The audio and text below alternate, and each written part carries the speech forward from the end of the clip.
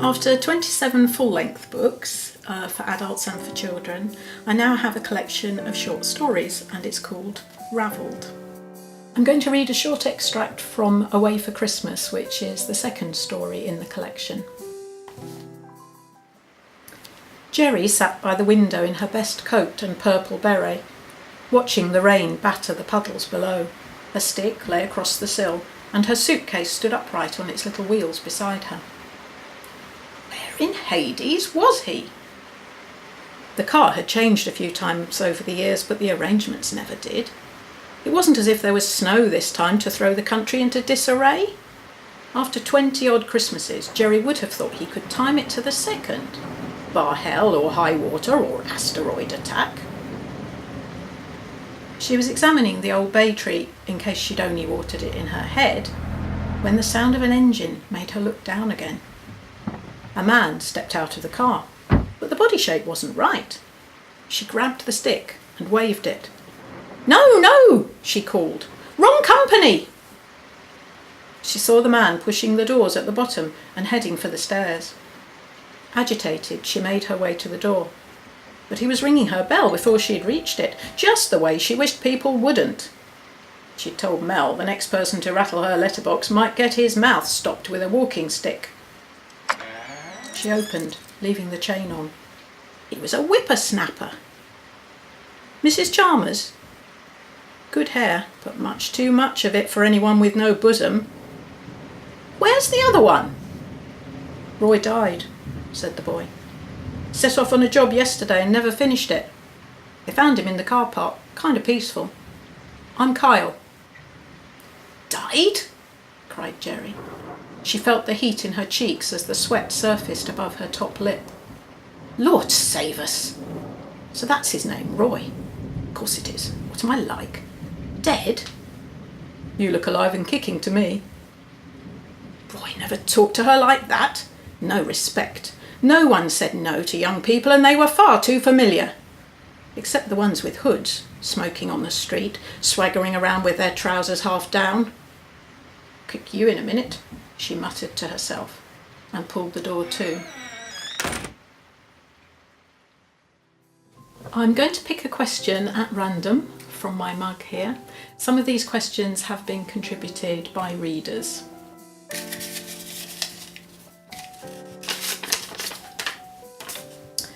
So this says, the stories are very varied. Was that a conscious decision? They have something in common too, so was that equally conscious? So thinking about the variety first, I thought that it was important with 9 stories to show the different things that the short story form can do. So yes, there is a story with a twist. There is a story that is fable-like. There's a kind of reworking of a fairy story. The stories, if you like, come from different genres, but what they all have in common is my interest in character. So the stories are all character-led, and the first thing I do at the beginning of each story is establish my main character. So looking again at this question, they have something in common too. I think what they have in common is themes, obvious ones like love and loss. Also, there's a phrase that's quite current in sort of literary criticism at the moment, which is transgressive boundaries. In other words, I have characters who perhaps cross the line in terms of conforming, so they don't necessarily do what society expects of us. Right, let's see what we've got. Philippa asks, I loved Ravelled and I'm interested in structure and pace. How do you handle that element when you're writing? I suppose the first thing to say about short stories as opposed to writing a novel is that you haven't got a lot of time to play with. Some of my short stories are actually set within a day, or maybe they only cover a couple of hours. So your structure has to be tight. you can't waste a single word. That would be a rule of good writing anyway. But I think if you do feel writing the short story that the pressure is on, you've got quite a lot of ground to cover quite quickly. But I think the most important part of the structure for me is the character. So I think that once the character is established and the reader has made a connection with the character, then that will carry the story along, and plotting as such will become slightly less important. Because in a good short story, you don't necessarily have to have really high-powered drama. It could be some little thing that turns somebody's day on its axis, something that has an emotional impact for that particular character. It doesn't have to be a knife in the back or aliens landing or anything like that. So I'm interested in those particular moments that might strike unexpectedly and might make a big difference to the character at the heart of the story.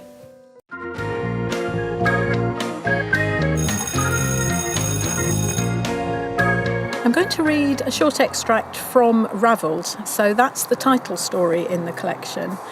And the word Ravelled is used in a poem by Philip Larkin in this book, The New Poetry. This is the set book that I used as a teenager when I was studying English literature. And the reason this poem appears is that this story is about a girl who falls in love with her English teacher, which is exactly what happened to me. But what I've done is I've adapted from life, so I've created a character in Marilyn who is as different from me as possible.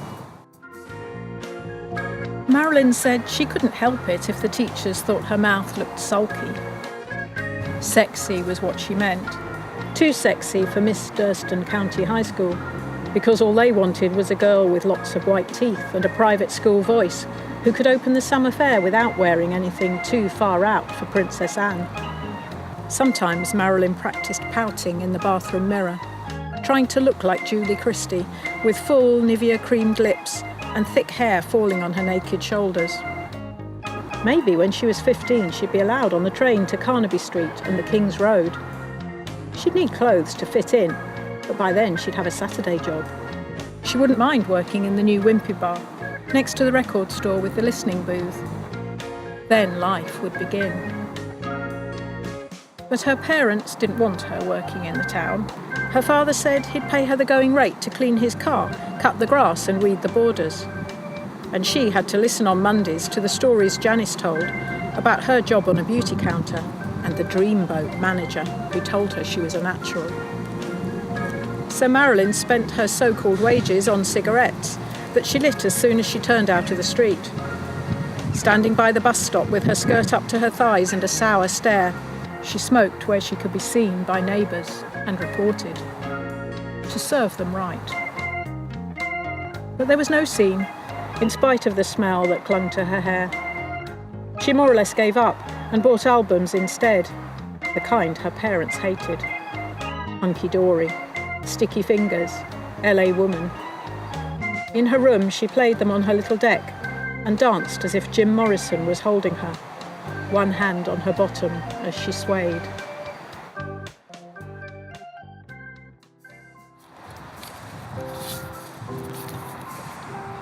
Lorna asks, which of the stories did you write first? So that's a nice, easy question to answer. The first one I wrote was Ravelled because it is autobiographical, although it's adapted. Mick asks, what's the ratio of time spent editing/refining a story in comparison with writing the story in the first place? So that's a that depends answer, because it really varies from story to story. I think the story that had the most editing to be done on it was Ravelled, probably because I was more emotionally involved in that than any of the others.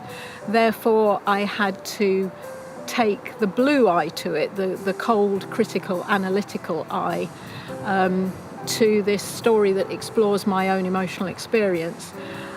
So in that particular case, I think probably I spent just as long editing it with advice from Leslie, as I did writing it in the first place.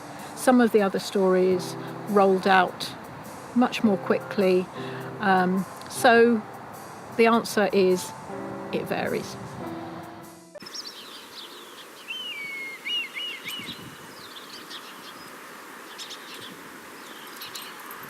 The Goddess is a story about a girl with alopecia, but I've set it on an island in the Pacific. Nay Boobara lifted one cool hand to the top of her smooth, bare head. It was her father who said the island itself was the shape of it, in the eyes of the birds above. And no one asked him how, without flying, he knew. Purity, he said, a pearl, unblemished, clear and fragrant as fresh water. The girl who rose above hair must be lifted above them all, a goddess to lead them through life and beyond, where the dreams led on.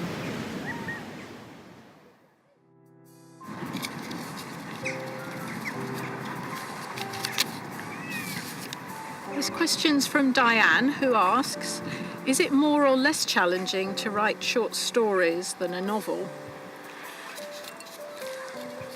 I suppose if we're looking at the time investment, novels can take years to write, and I wrote all 9 of these short stories in probably 3 to 4 months.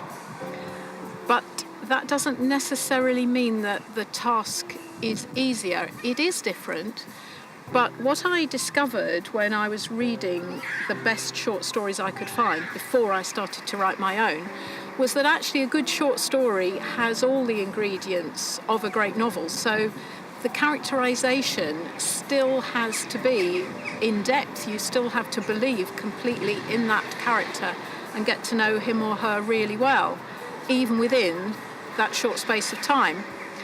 And the setting still has to feel completely vivid so that the context lives and breathes like the characters. So is a short story simply a compressed novel? In some ways, I would say it is, because it has all the same elements. So you could argue that it's actually harder to put all those elements in place within the space of a few pages. There are 55 reviews in the book of individual stories written by authors, by English teachers, by librarians and readers. But this review of the whole collection came through on publication day from John McKenna, who's an Irish writer. He's a poet, a playwright and a novelist, and I greatly admire his work. So I'm thrilled by his words. I thoroughly enjoyed this wonderfully diverse, challenging, beautifully written and understated collection. Each story took me to a new place and every character came alive on the page. My favourite, in the sense that I'm still thinking and smiling about its warmth, is Sid's New Start. The gentleness of the characters, the quietness of the story, the delicate twist and the feeling of optimism and hope at the end, that really got me. It's a wonderfully written story with totally credible characters.